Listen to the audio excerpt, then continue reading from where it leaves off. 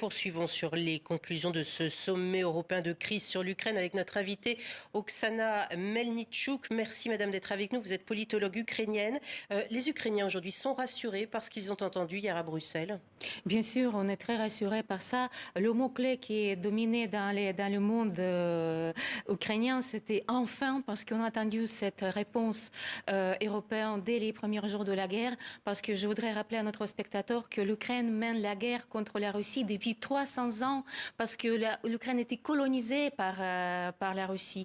Et la guerre, dans nos yeux, c'est une guerre néocoloniale qui mène maintenant l'Empire russe, comme a dit votre président Macron.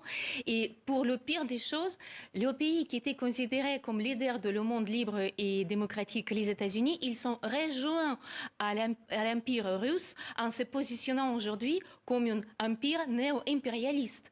Voilà, donc le soutien de l'Europe qui garde cette flambeau du monde libre et démocratique, c'est vital pour l'Ukraine aujourd'hui. Et du coup, Donald Trump, que vous présentez presque comme le vassal de Vladimir Poutine, cela ne vous étonne pas qu'il ait dit que Zelensky était l'obstacle à la paix?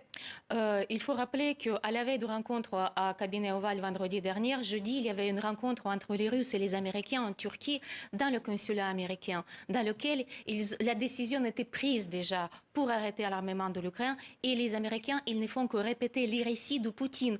L'idée que Zelensky, ce n'est pas un président qu'il faut pour les États-Unis, c'est le récit de Poutine parce qu'il dit que le président qui sera sur la place en Ukraine, ce sera le président qui convient les Russes. Là, maintenant, nous entendons le même récit de la part des Américains. Les chefs d'État européens hier ont dit à plusieurs reprises que la paix en Ukraine devait s'imposer par la force. C'est quelque chose, pour le coup, une rhétorique que Donald Trump est susceptible d'entendre et de comprendre. Quand Donald Trump dit pareil pendant sa campagne électorale, on a pensé que ce sera la force qui sera mise, la pression mise sur les Russes, parce que rappelons, c'est la Russie qui a agressé l'Ukraine. Vous ne pouvez pas mettre la force maintenant sur la victime d'agression pour qu'il arrête. Arrête quoi? Arrêter, résister à l'agression? Ce n'est pas possible pour les Ukrainiens. On ne va jamais accepter cette pression. Heureusement, l'Europe a pris nos côtés. Ce matin, on a dit qu'il y avait une vague de frappes russes sur plusieurs sites stratégiques et notamment énergétiques de l'Ukraine. Volodymyr Zelensky appelle à nouveau à une trêve dans les airs et en mer pour entamer des discussions sur une paix durable avec Moscou. C'est quoi? Parce qu'il dit même qu'il est prêt à entamer ces discussions de paix sous la houlette de Trump. Oui, mais c'est presque une marche arrière, non?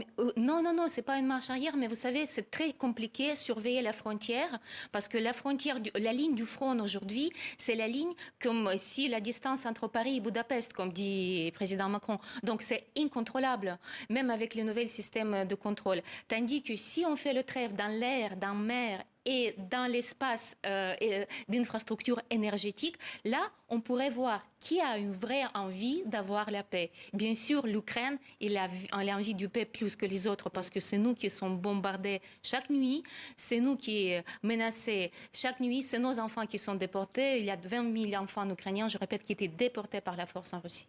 La semaine prochaine, il y a de nouveau une réunion des ministres de la Défense européens. Il y a également une réunion des chefs d'état-major des 27. Qu'est-ce que Kiev attend encore plus que ce qui a été dit hier?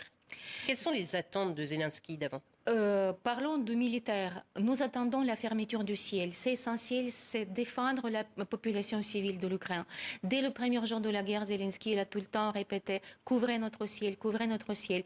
Parce que si la population civile sera épargnée, notre système, nos infrastructures économiques pourraient marcher et comme ça, nous pouvons rassurer notre armée parce que sur le front, les Russes, ils ne s'avancent pas. Si c'était que la compétition militaire, c'est l'Ukraine qui pouvait gagner déjà cette guerre.